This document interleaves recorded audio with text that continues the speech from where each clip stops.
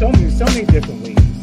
I mean, you initially just talked about, like, in terms of what you said, understanding who you are, trying to get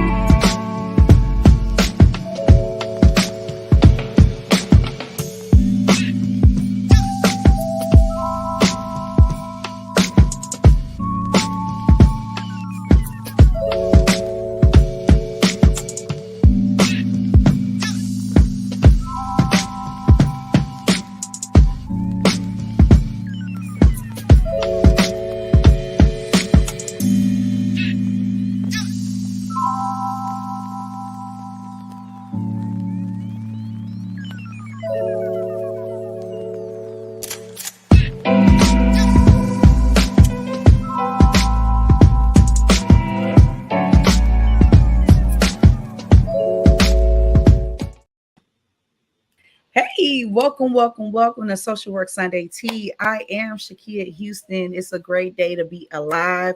And well, it is July 9, 2023. Great day, great day. Make sure you share, like, and subscribe. Make sure you tell your mom and them, tell everybody that we're on and live and in color. Today we have a special guest. If you would like to introduce yourself, we would greatly appreciate it. And welcome to Social Work Sunday Tea. Yes, thank you for having me. My name is Unique Jordan. I am a licensed professional counselor and I'm the owner of A Unique Perspective. So I've been out here willing and dealing in the mental health streets for over 10 years now. I just actually celebrated I think it's 11 years ago where I got my official license. All right. Right. Listen. Yes. Cheers to me. Look, I took a pause after graduating. I said, yeah, I've done all I could do. I'm going to come back to that test. But yes, I just celebrated that. And actually, this month, I guess July was like a no nonsense month for me. Because this month also I'll be celebrating 3 years of being in private practice. So yay! All of the things. Congratulations. Yes. So what made you get into the mental health arena? Ooh, How did you do this? Lord, what made me do it? You know, you always wonder if you chose your profession or if your profession chose you. I think it was a mixture of both. Definitely growing up, being a very intuitive child, I could sense things about people. And I was definitely always that friend that's like, oh, you're so understanding, and, you know, a listening ear. Also, my grandmother was a huge influence as well. She was a social worker. So I saw a lot of her willings and dealings in terms of, you know, helping out her clients. And I was recently sharing with one of my colleagues, like, she probably did some unethical stuff. Listen, some of her clients came to church with us, but hey, you know, she was trying to save the people. So definitely just always having a heart for people, and also seeing through my grandmother the, you know, adult impact in terms of like what that investment looks like when you pour into someone and how life-changing it can be. So yeah, this has always been my choice. Okay. My number one choice. Okay, cool. Yeah. Thank you. Yeah, I was gonna be a dancer though. Okay. I was gonna be a dancer or an interior decorator, but okay, counseling is where I am. Yeah. and we thank you because they need to see, you know, people of color in this arena, you know, and especially for our Black and brown people, you know, they don't want to, you know, go to therapy, but they see people like, oh, okay, well, I can do this. And, you know, they get comfortable enough. And I think, you know, and this is another reason why I started the podcast, because I want people to be comfortable enough to have these candid conversations because around mental health, because it really wasn't big until COVID hit. COVID changed a lot of things. Yeah. And so you have to kind of like sit with yourself. I know even for me, you know, I was like, it's some stuff I don't like. I don't like that about me, you know, and it's a work in progress. But COVID gave us the ability of the moment to pause and to stop and reflect on our lives and what matters and what don't matter. Right. And so so I'm just like, I'm grateful for COVID, but then on the flip side, it's just like COVID was a wild time. It was uncertainty. I was like, okay, like, are we gonna make it out of this? Or that's what I thought. No, my daughter literally the other day just reminded me. She was like, Mom, we could not go outside. And I forgot that piece. Like, there were, again, weeks where we, you know what I mean? You could just go to the grocery store, gas station, work, and then you're coming back home. Ain't no outside. None. X. And I was like, oh my gosh. And I was still working. I was still working during the Me too. Yeah, I was just, and it was like, it was a lot. It was a lot. I was like, okay, who's getting COVID? And I'm like, oh, okay, telehealth. All right, we doing this, we doing that. It was just, it was a lot, but you know, we made it through. We're here. And so just want to talk about today's topic, addressing my inner child. And I was like, you're the perfect person to.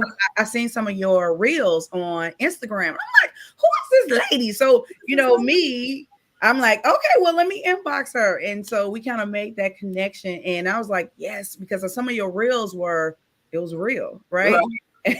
And on every day, you know, people don't talk about our inner child, addressing the inner child. And so for people that don't know, what do we mean about inner child? If you can explain, what does that mean? I mean, essentially, it's just your little person, you know, the little uniques of the world that necessary. Well, I mean, inner child could just be your little person. So before we get too hot and heavy into what that can look like, I mean, because everyone didn't have, you know, a upbringing that was tumultuous. You know, a lot of people grew up in healthy environments. So when we talk about an inner child, it's just that little person. But a lot of us are trying to heal from those, you know, traumatic things that we experienced growing up. And that's what, you know, I try to focus on, along with boundaries that we were not taught as young children. We didn't have the space, or we didn't have the space for that. So on my platform, like I said, I teach a lot about boundaries, because that, you know, it's a buzzword, but again, it's such a necessary tool to have in your back pocket. But yeah, your inner child is just essentially your little person, whether they happy, whether they mad, whether they, you know, still trying to figure it out. Whatever. So how do you know, like, how do you know you have had, you kind of like as far as like the struggle, when we like, okay, when you're in therapy and your therapist say, hey, you're struggling with your inner child, you know, some of the things that happened in the past, your childhood, and when, you know, and it goes hand in hand with adverse childhood experiences, you know, different traumas, different things that you experienced, different things you've seen, you heard, you know, it could be traumatic in adulthood. And, you know, like, people don't really want to talk about that, and they just want to act like everything is fine and I'm good, and, you know, the earth is round, and, you know, flowers and butterflies coming out. But at the same time, you see some of the behaviors that are displayed in adulthood, and a lot of people are walking around here in the stage where they were traumatized. You know, you got grown men that are still children in the mentality, women, right? They're still there unless they get this, you know, as far as talking it out, having conversations about it, and addressing. And so how do you, in therapy, this is what do you do? You know, identify what's okay. Yeah, it's some type of struggle with dealing with. So, I mean, definitely when people are first introduced to me in terms of therapy sessions, I let them know straight off the gates, like, you know, I am someone who, and even in consultation, I let them know when they call me, but I emphasize that in, you know, the beginning of therapy sessions that, hey, I'm very rooted in understanding that childhood plays a huge role in how you show up today. And some people, you know, may not want to focus too much on it. You know what I mean? They want to be more present day, and we can go that route too. But I definitely let them know that, hey, and tap them on the shoulder every now and again to say, you know, this is a repeated pattern. And because definitely, you know, in the beginning sessions, we're getting to know each other. So I do a lot of, you know, informational about like, okay, tell me where you grew up at and how many siblings you had and your mom, your dad, what's your relationship with them now? So, you know, we do that kind of like snapshots of the things. And sometimes stuff comes up in that explanation too, in terms of like, who am I, right? Yeah. But like I said, when those things keep showing up, I'm like, hey, yeah. I remember you telling me, you know, this in our earlier sessions, you know what I mean? And I think that it may be of concern or it may behoove you to go a little deeper into this because it keeps showing up in different capacities. Yeah. And that's the thing that people don't necessarily recognize about behaviors. It's not just, you know, vacuumed into one space like, oh no, I just do this with like my cousin. No, baby, you're doing it all over the place. All over the place. Yeah. All over the place. Yeah. So it's like, you know, although you may not want to address it, but again, it's showing up in spaces where, again, you may not have been able to recognize it.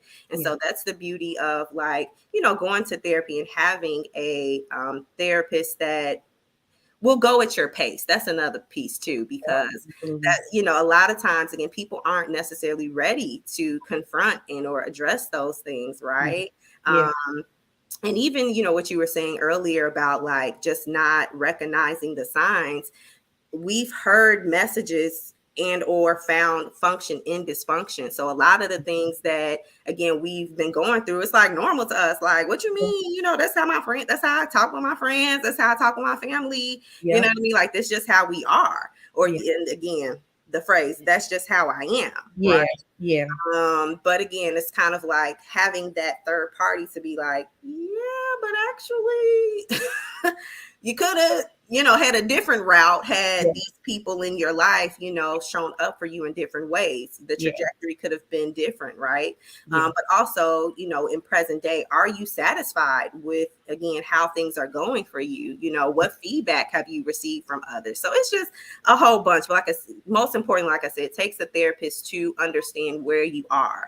And we always talk about meeting our clients where they're at, you know, but sometimes they do need a little nudge to be like, all right, nah, you know, you say you ain't want to talk about this, but it's getting detrimental. So, you know, it's a balance, essentially, is what I'm trying to say. Yeah, no, definitely. So like, can you give us an example of someone, right?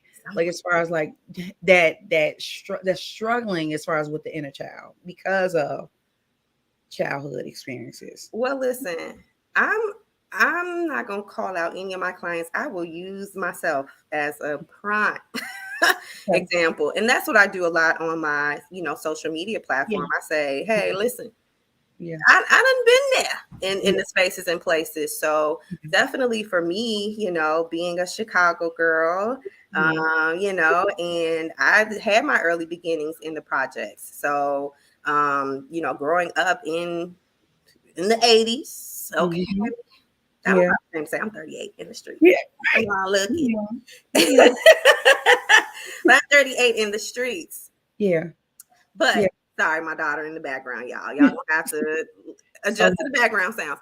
But for my parents, especially my father, I'll speak about him first. It was definitely around the time when drugs came onto the scene, right? So the 90s where, you know, crack was running amok, and you know, they didn't know the detriment that it will have on them. It's like, okay, I'm just using this as kind of like a fun time or an escape or whatever the case may be. But my dad got caught up in that, and so that removed him from the household. And so it's like, okay, now my dad's gone, right? So then, you know, also growing up with my mom, you know, she had her own abandonment issues from her father. So that maturated in other spaces in terms of her not being present at the home. So, you know, in terms of like, I'm trying to fulfill this void in men. So that was, you know, essentially her addiction, right? Like my mommy never touched drugs or anything like that, but men, hunty, yes. That Okay. was her whole jam. So, you know, growing up for me, that created an attachment style to where I was definitely like, I am searching and looking for someone to love me. And Yeah. so for me, that maturated into being boy crazy. Like, Mm. oh my goodness, you cannot tell me, Yeah. Yeah. Yeah. Yeah. okay, Yeah. that, okay, I needed a whole boyfriend all the day, all the times. And what's so interesting for me is that I journaled a lot. Okay. And recently I started going back into my journals. Yeah. Baby, when I tell you I journaled from like fourth grade into my adulthood, okay? Okay. And Okay. going back into those spaces recently was so heartbreaking for me because I'm like, it's all here in terms of like, you know, me wanting to have that acceptance and have that love. And of Right. course, I, you know, had other caretakers and relatives that, you know, helped out, but it wasn't the fulfillment of my parents that I Yeah. wanted to be seen by. So Yeah. essentially, you know, when you're thinking about people who are dealing with abuse, neglect, and all of those other things, it's like I still want that security from, you know, my environment, whatever that may look like, right? So yeah, so here I am in terms of being a professional. Okay, honey, I did the school, Yeah. had all of my good grades, accolades, and well, Yeah. let me say that I almost didn't make it out of high school, low key. Okay. Up in high school, but I pulled it together. Okay. Okay, I pulled it We together. here. We here now. Right? A whole business in the streets. Yeah. But like I said, I had everything in order. But when it came to those interpersonal relationships, Mm-hmm. baby, a Mm-hmm. mess. So I'm in different relationships with people who are taking advantage of the fact that, again, I'm just looking for a sense of safety, and I'm willing to disregard any red flag there is in order for you to be a part of my life. Like a fear of abandonment, right? A fear of rejection. So I'm gonna do whatever it takes to keep this thing moving and grooving because I feel like you are my bread and butter. Again, however that looks, right? Yeah. So when we talk about healing the inner child, like I had to take a moment and be like, in my 30s. Okay. It didn't hit me until I got into my 30s. Like, ma'am, there's a pattern here. Yeah. You know, why do you keep going back to these people that, again, are no good for you? What is that about? And it goes back to, again, just me wanting that love that I could not attain from my parents. Yeah. But the interesting, I know, girl, I know I'm going on a whole tangent, but here we go. No. This is what we're here for because you need to hear that. Need to hear like they probably get the same story but afraid to say something, but afraid to say it. Shoot, I lost my train of thought. But overall, like I said, it just took me in my 30s to be like, man, let's take a sit down, let's do some reflection. Oh, that's what I wanted to say. So interestingly enough, I thought I had grieved my parents because like I said, very early on I understood that they were not going to be present for me. I thought I had accepted the fact that y'all just ain't gonna show up. Like, okay, so I just gotta do what I gotta do. And so that also created a sense of hyper independence for me. Right. Let's get into it. Like I said, you know, so that was like, oh, I'm gonna work, I'm gonna go to school, I'm gonna, you know, that's another area too that we need to hit. Taking care of my younger sibling, okay. Also being an emotional primary caregiver, caretaker, which I should not have been in terms of being in that space. Also pouring into my hyper independence. Thanks. So all of these things, and like I said, I thought that I had accepted the fact that, again, I just knew my parents didn't have the capacity, but it didn't hit me until I became a mom. And I was like, oh, wait a minute, you know. And I think for me, the grieving started all over again because I'm like, I don't have these relationships with them, and I can't go to them to be like, hey, so what you do, you know, when these kids X, Y, and Z, or how was I when I was younger? They can't tell me that, right? Because they weren't there. So Yeah. all of these things, I had to go back through the grieving cycle to be like, ma'am, you missed some things back there. And I think it's just so important. And I want people to, if they don't take nothing else from tonight, okay, Yeah. but just understand, like, we as individuals, we have the capacity to understand and empathize and give grace to other people, right? To be like, oh, I get it. You know, your childhood was wild, you know, so okay, Mhm. cool. But it still does not negate the need, Right. right? Right. Still does not remiss the fact that I needed you. Yeah. You brought me here. Yeah. You Yeah. brought me into this space. And so I needed, you know, whatever it was based upon my personality, I needed you in whatever spaces. So I can understand and give grace, but it still don't necessarily Yeah. let you off the hook, partner. Yeah. That Yeah. I did, that I needed you. So, Yeah. child, I No. know I said a whole lot. No. And somebody, like I said, somebody needs to hear Yeah. that, because Yeah. a lot of adults, and are struggling. I got clients where, they're in their 50s and 60s, right? I got cut family members there because their parents couldn't give them something that they needed, right? They needed some validation. So now they got kids, right? And they can't give them something that they never had. So they like, well, it is what it is. And you just Mhm. like, because you're for me, I'm mature enough to be like, now, okay, now Right. something missing, right? Something Listen. missing out this core, because why I'm not fulfilled in this area, right? Mhm. And Mhm. so a lot of people are feeling that, having that emotion, like something is missing, Mhm. feeling helpless in that area. And then you try to overcompensate, right? Try, like you said, try to keep busy. Oh, I'm fine. No, I'm just gonna like act like everything's fine. I don't need this, but it always show up. It always Mhm. always creep his head in, like for Mhm. real. Like it's like really, really present. And so when it keeps showing up, you be like, no, Jack in a box. Mhm. Put it back in. It over. But like I think more so just identifying it, right? Mhm. Mhm. Mhm. Accepting, okay, this is what this is. That's what this is. And like you said, the grieving process, like it's like you open the womb right back up again, because it shows up in, as we as parents, it shows up with our kids. And you're Mhm. like, okay, what can I do differently? But if you're not aware of it, then Mhm. you can't help, Can't touch it. you can't, and you just like, oh, that's how I am. It's just too persistent. It's like a constant. It's That's like, how my mom was with me. yeah, And that's the thing too. Like a lot of people feel like, oh, because it's just so many tunnels to the inner child. yeah, So even when you were speaking earlier about just the invalidation of feelings, yeah, you know, we went through that, like stay in a child's place. yeah, I mean, yeah, kids ought to be seen, not heard.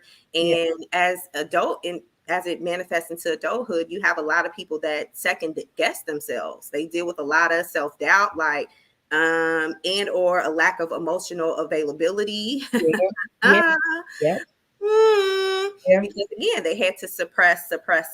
Like, where do I put it? Oh, it's not supposed to be a thing. Okay, well then let me do something else in yeah, terms of showing up in this relationship. yeah, So you yeah, know, when you, oh my gosh, just the invalidation of the feelings is so prevalent in our community. yeah, yeah, yeah. And then we got to overcompensate and try to prove ourselves that Mm-hmm. we're worth it. And Mm-hmm. it's just like that's a job within itself. I'm just like, listen, Mm-hmm. I Mm-hmm. can't do it. It's gonna be what it's gonna be, because like it's just some. And then you encounter people where they're still broken and hurt, Yeah. and so they try to dump that off on you because they haven't dealt with childhood experiences. Yeah. I call that arrested development, child. Yes, it is. Yes. It's an arrested development. And you know Yeah. what's so wild? I was in my 20s, like mid to late 20s. Girl, me and my sister called ourselves having an intervention with my mom, child. Girl, we was like What was that like? What was that about? I think for us, we were just trying to understand, like, again, like, what is your story? And that's the piece too, that a lot of us don't know our parents' stories for a number of reasons, because they don't want to talk about it. Right. We're hearing little bits and pieces, or our parents may not be on this planet anymore for us to have that dialogue with them, right? But I always emphasize, like, as we're trying to, and I'm gonna get to the intervention, girl. Hold on. No, it's good. No, it's free. It's free. Coming back. Good. This is healthy. This is healthy. Yeah, I'm coming back there. Yeah. But when we talk about breaking generational traumas and cycles, it's important to know, what cycle are you breaking? Yeah. For real. Definitely. Like you said earlier, the identification of it all, like, but we're not having conversations. So how can we honestly and truly heal generational cycles and traumas if we don't know what it is? Yeah. So I think, when we were trying to have our little intervention with my mama child, because we were just trying to understand, like, what is it? Why can't you focus on your relationships with your children? And again, we're big people, right? But we're just like, we want to spend time with you. We want to, like, have that connectivity. And I don't know, for whatever reason. And I've been doing the therapies for a long, long time. So I was knee deep into the therapies. But in that conversation, for some reason, I stepped out of, like, the therapeutic brain, and I was just like, let me listen to her. Yeah. And it was the wildest encounter that I, to this day, have had. Mm-hmm. And she was talking about her life story. For some strange reason, I saw her as that 16, that 17-year-old.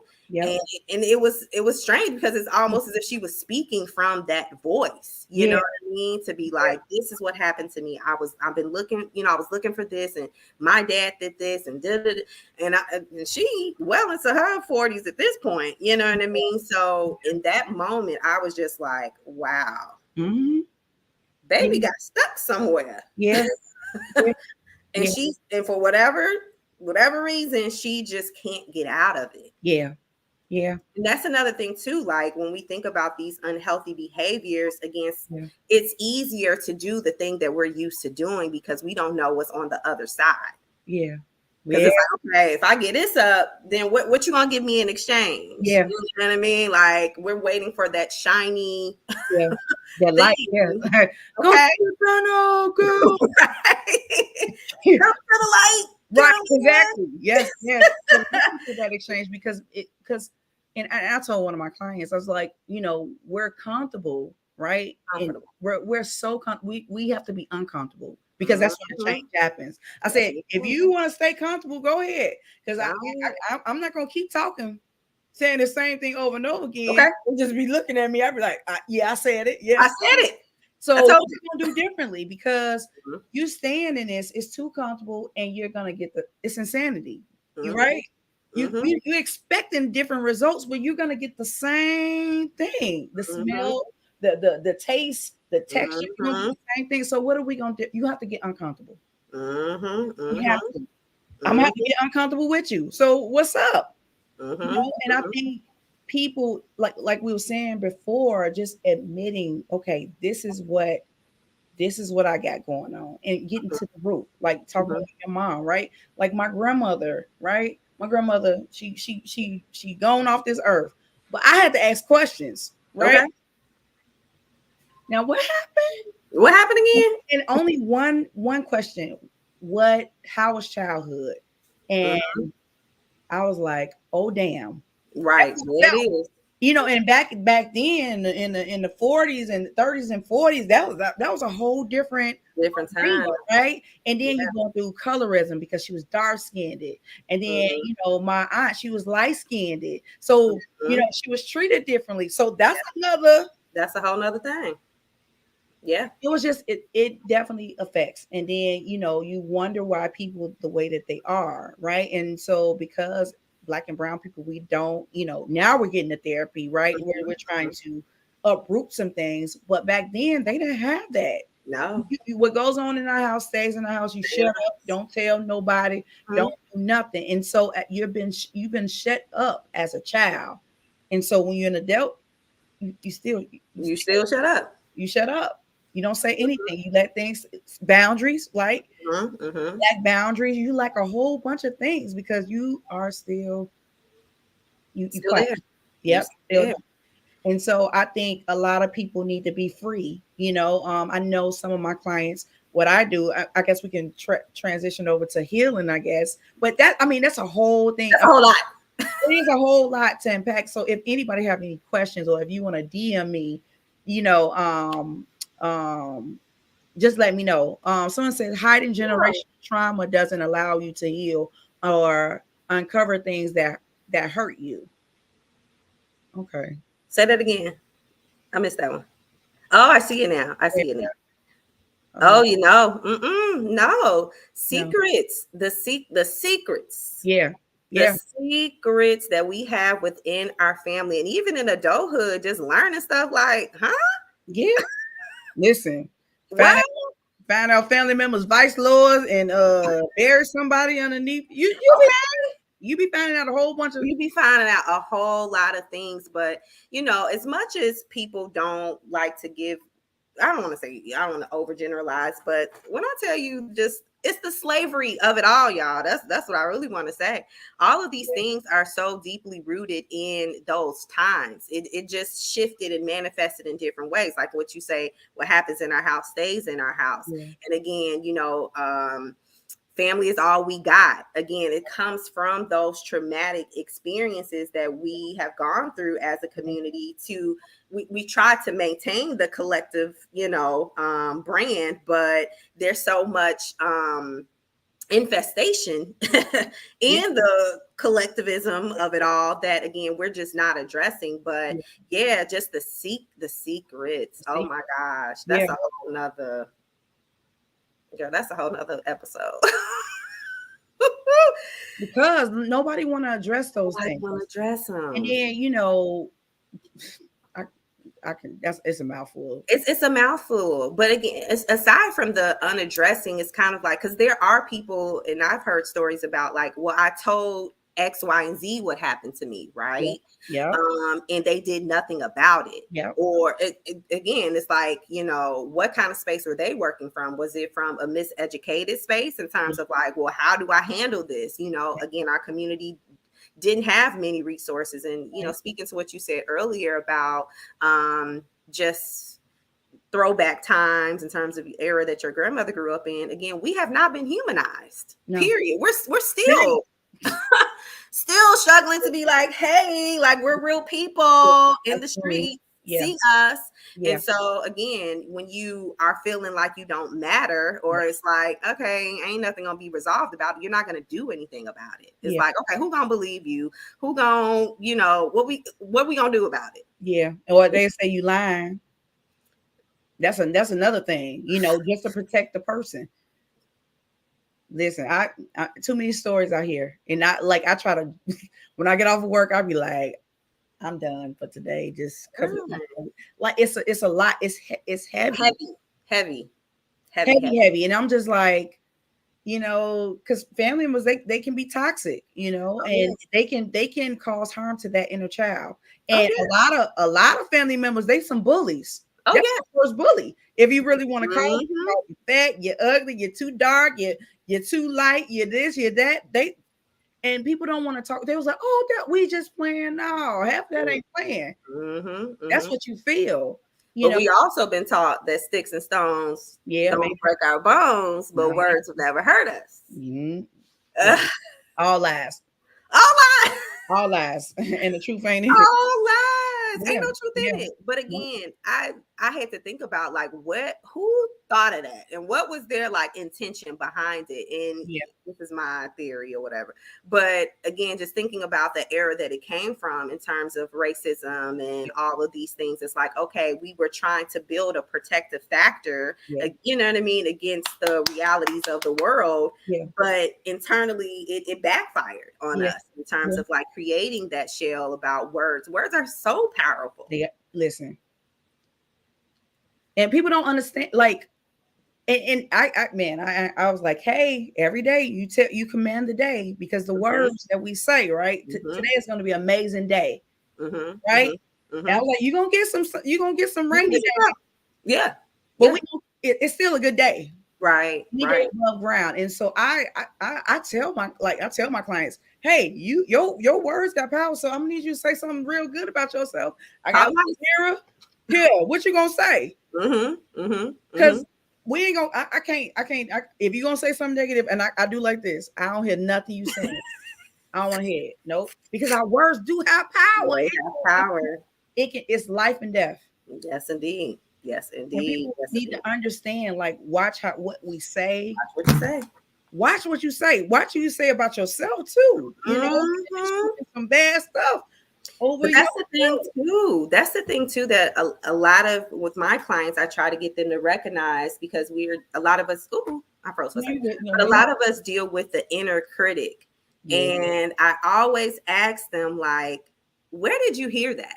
And it goes back to that childhood stuff, right? Yep. Because now the bully that, again, whether it was your mama, whether it was your auntie, whether it was your sister, it has manifested into now your voice. Yeah. And you can quite distinguish it. You preaching on today. Okay, listen, this is Sunday. It is Sunday. But I preach all the time. Come on, preach. No, you real. But for real, and it's like, you have to separate it. And again, this is why we got to go back there, because you picked up some stuff that's not yours. Yeah. And again, it could have been a projection that they had in terms of their insecurities that they put onto you. And now you thinking that it's your thing. Yeah. It's not your thing. Return to sender. Yep. Hit the button. Hit the button. Say, this ain't my package. Actually. Because we're carrying a lot of burdens from other people and internalizing it in terms of like, oh, something's wrong with me, or this is something that I need to, take care of, or it ain't, let it go. Yeah, definitely. That ain't yours? Yeah.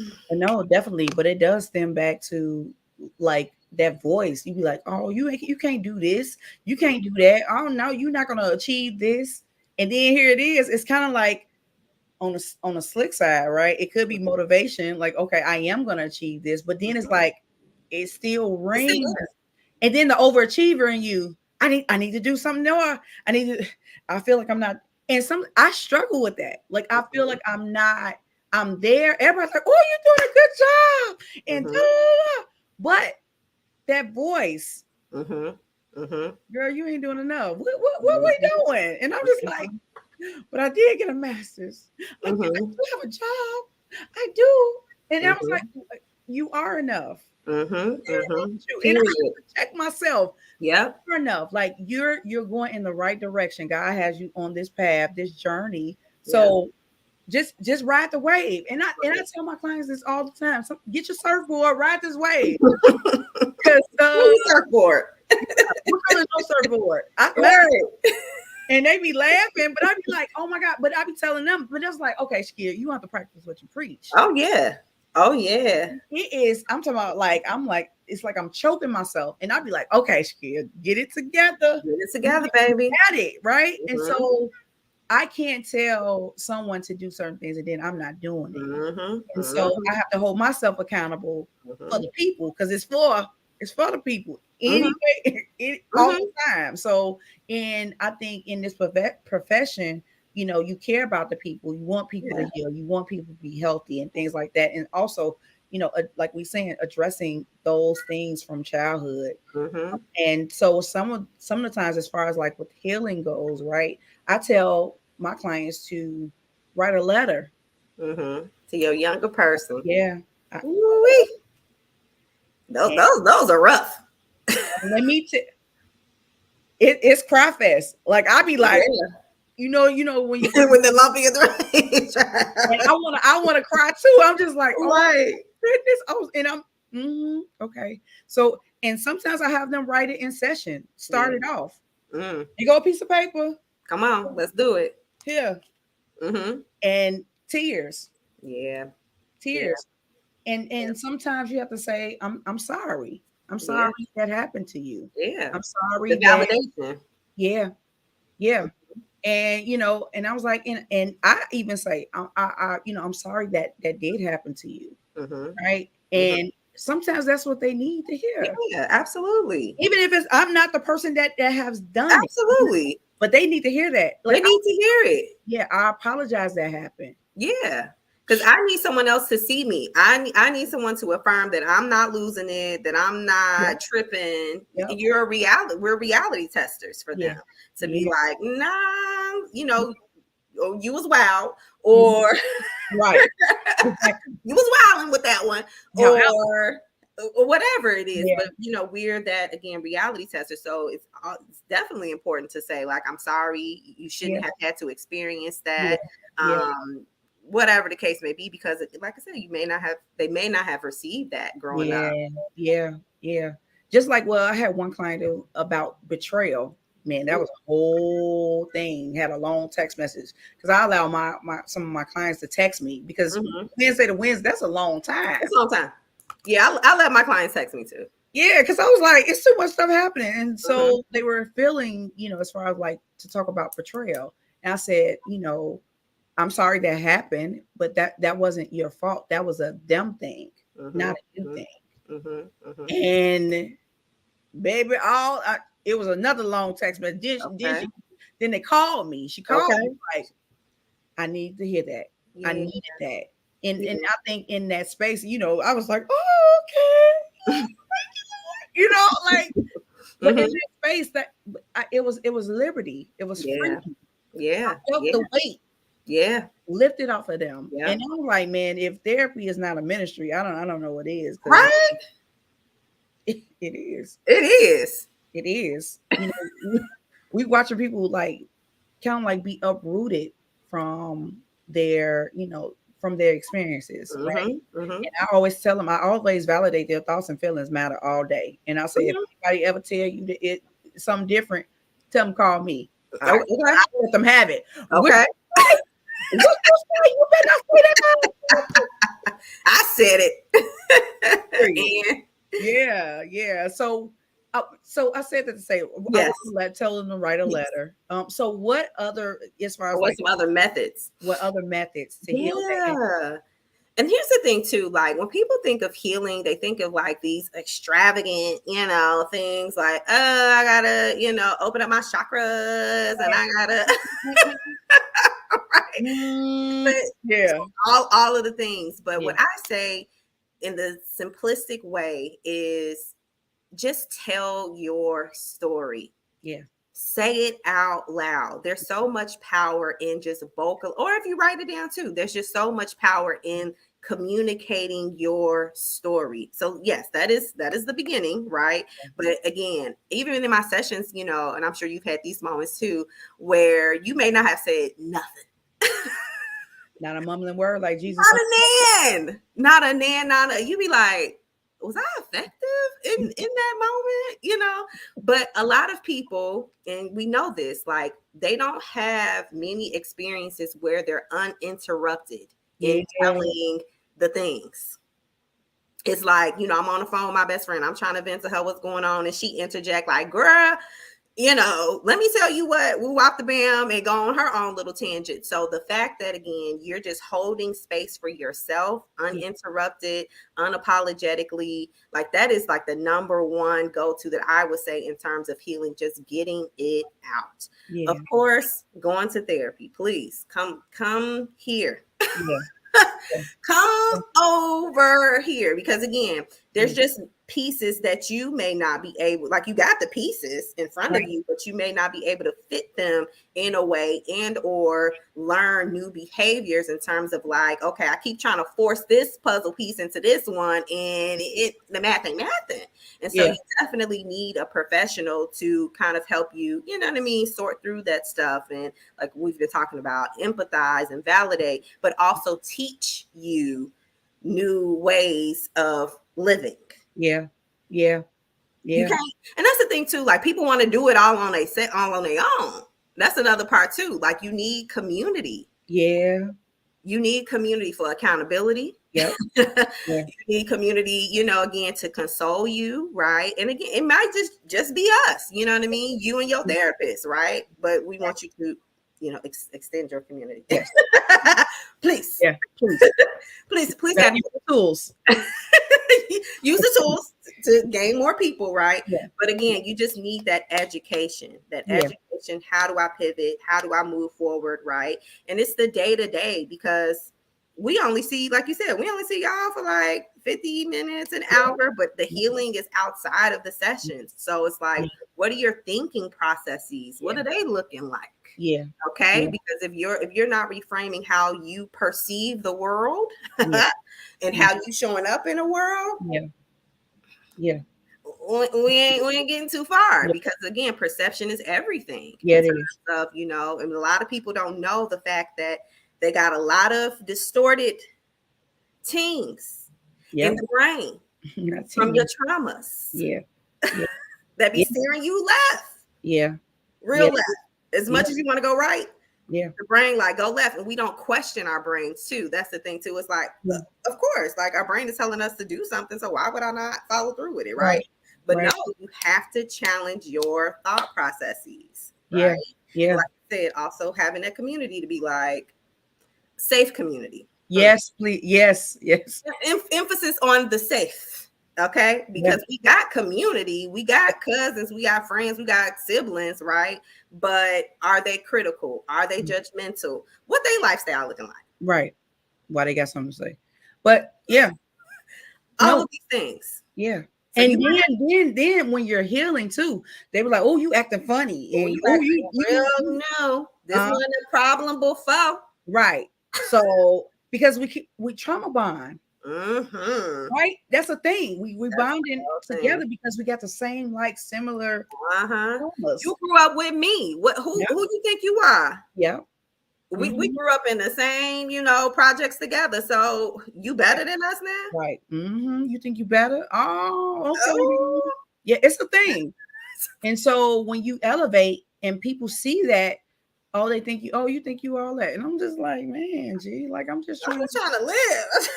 I'm just trying to be productive and in the world, so I can be a better person, just a better person. I don't want to be mean. I don't want to be vindictive. I don't want to be the old person. I don't want to be the old person.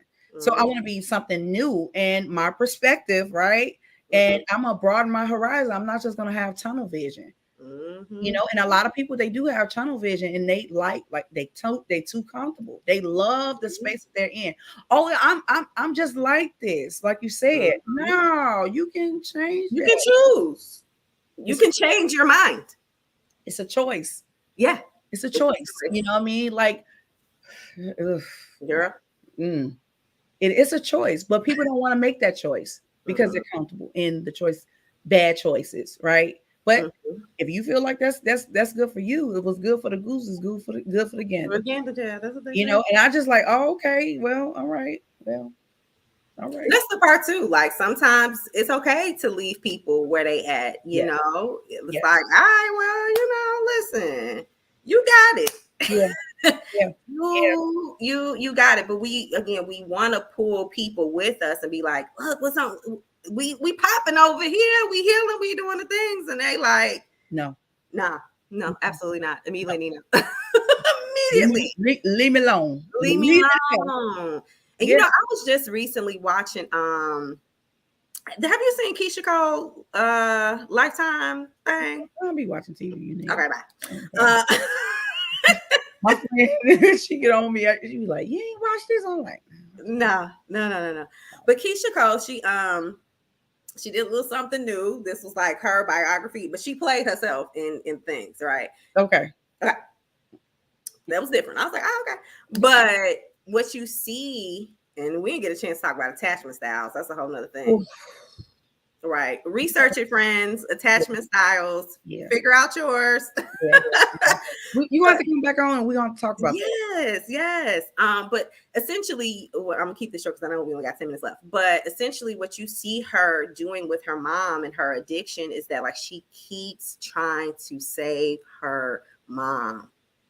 She keep trying to, and to the detriment of her, to the detriment of her money, to the detriment of her peace, to the detriment of her relationships, like all of these things, again, just trying to put her mom, she literally, and we saw it on in real time in terms of BET when she had her show. It's like all of this destruction happening because you're trying to save this one person. And bless her heart.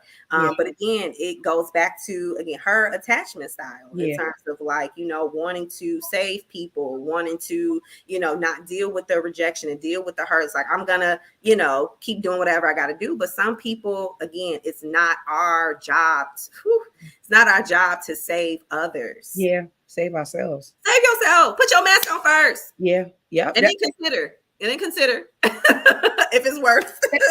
I'm glad you said it, because you know when we on the plane, they always tell us, put your mask on first, shawty. Yeah, self-preservation is everything, and you know, and I don't think it's not being selfish. It's just like I have to look out for me first, and then I can be able to take care of everybody else. But we didn't think that. Right, we wasn't. No, we got to take care of the family. Yeah, we all we got, but family can do in people damage.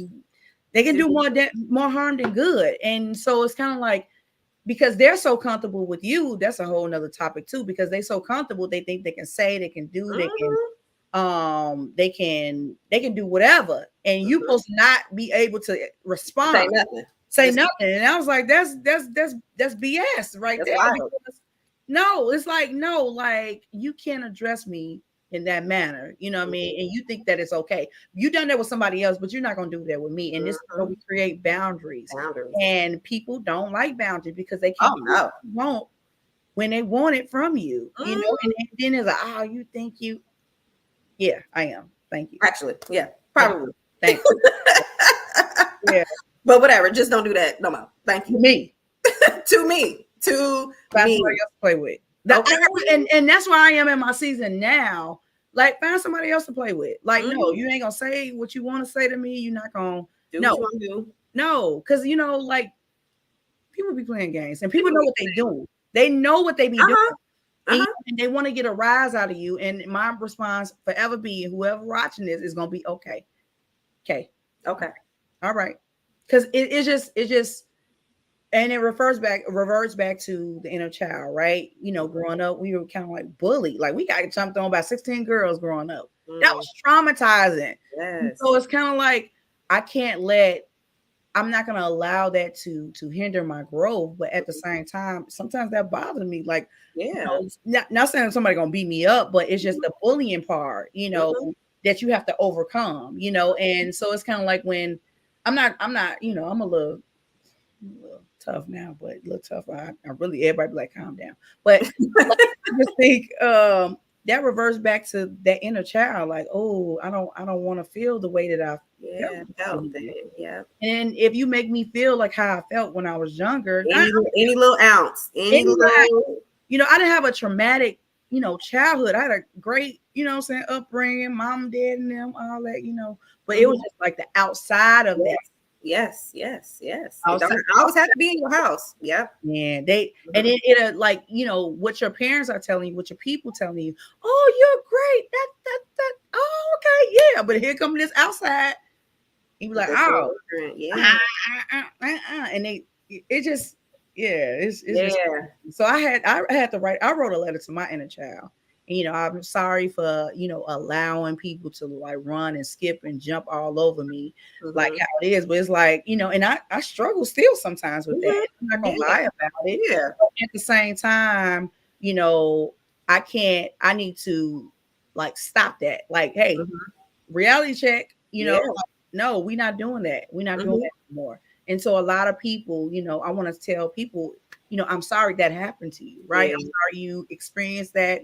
I'm sorry that, you know, you felt the way you felt. However, we can try to heal that wound, right?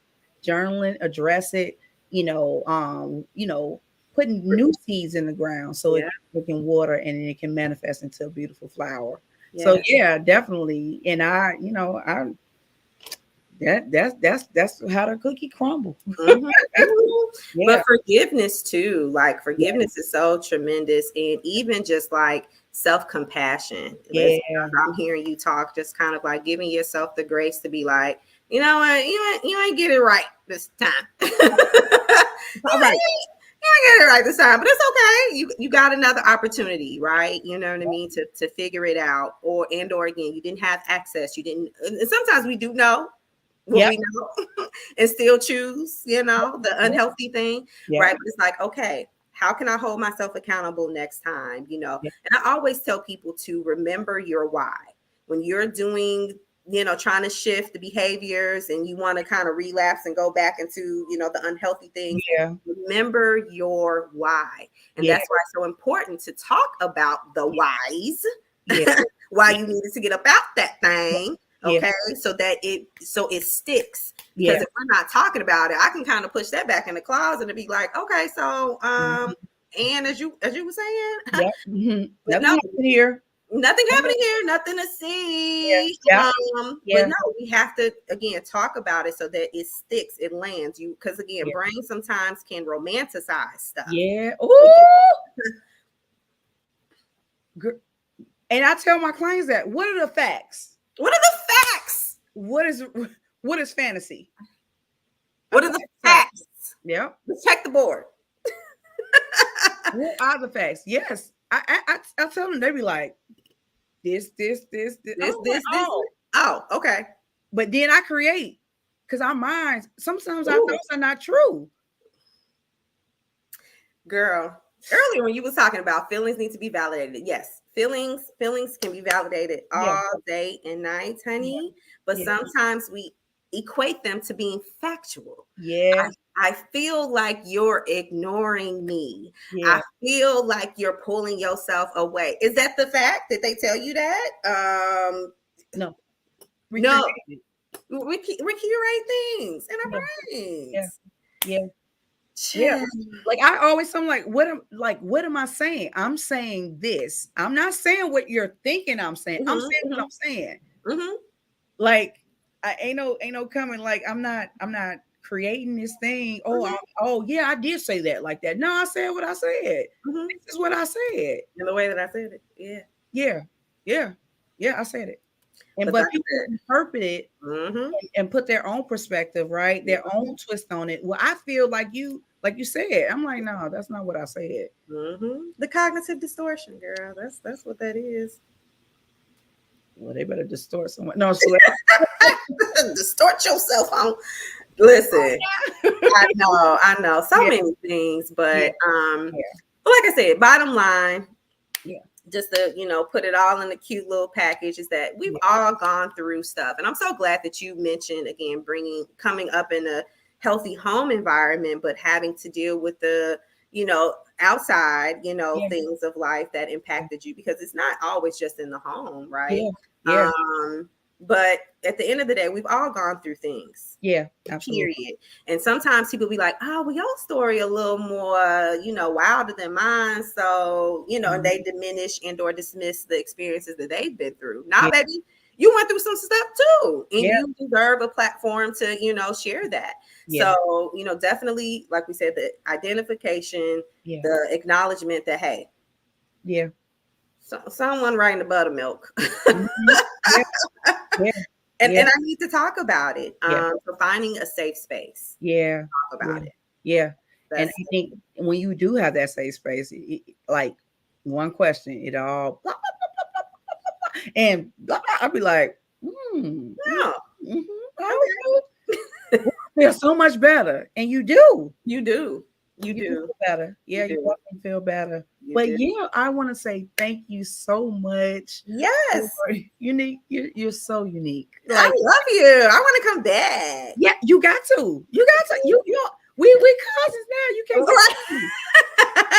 Chi-town. all day. All day.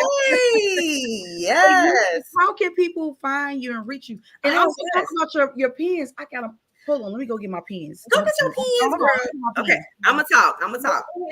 Yeah. Okay, so you guys can find me I'm primarily on the Instagram streets. Okay, I be trying to do TikTok and stuff like that, but primarily I'm on Instagram. You can find me at _unique_perspective. There's another underscore. Sorry, Instagram made me do it when I first got it does it for us. You think? It did it for me. I need to change it. But yes, you can find me on Instagram. I'm on Facebook, but it doesn't always capture the things that I'm doing on Instagram. But she's about to display my pens. So they're so amazing. So I wanted to you're gonna have to bring it up into the camera, girl.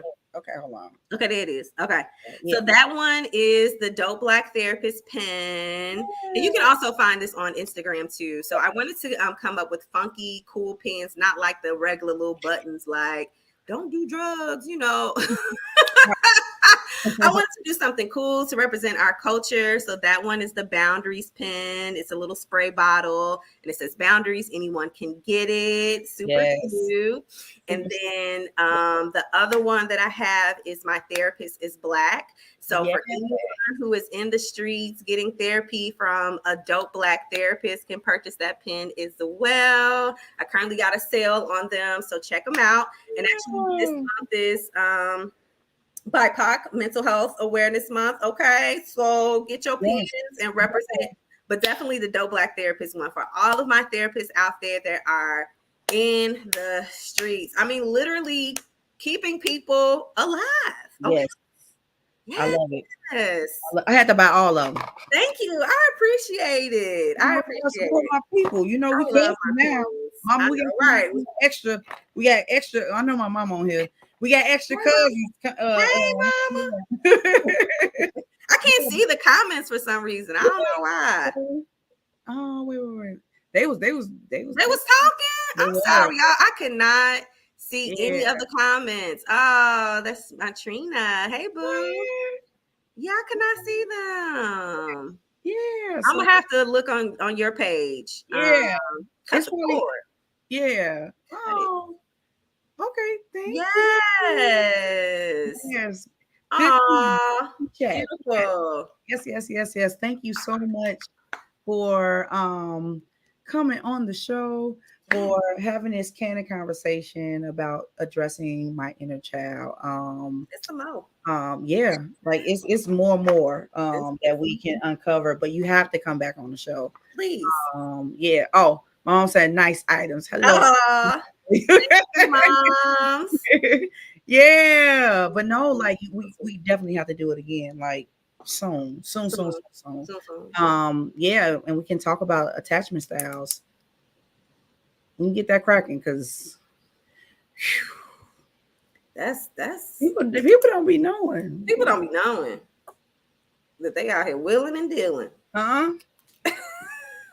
No, they think they know the hand that they got, but Shawty. But we here to let y'all know that you got some spades, okay? Yeah. You got some spades. You can work that deck, baby. You ain't even gotta have spades, okay? Listen, you can still work your deck, your card, your hand. Yes. But thank you so much, boo. Yeah, no problem. You're dope too. I'm just a reflection of you. That's okay. It. That's it. That's my boo. That's my boo. Alrighty, cool. Any last final remarks that you want to tell the people and all that good stuff? You are amazing. Okay, you are doing a good job. I had to tell myself that the other day, child. But you can do it. You can do it. It just takes intentionality and some support, right? And if support looks like one person, get that in, and you can build from there. It's never too late to start. Yes, never. Thank you so much, Unique. I really, really appreciate it. And blessings to you. Let your cup run over. Thanks to you, boo. Yes. So, everybody, I'll see you guys next week on Social Work Sunday TV. Have an awesome Sunday. Bye, y'all.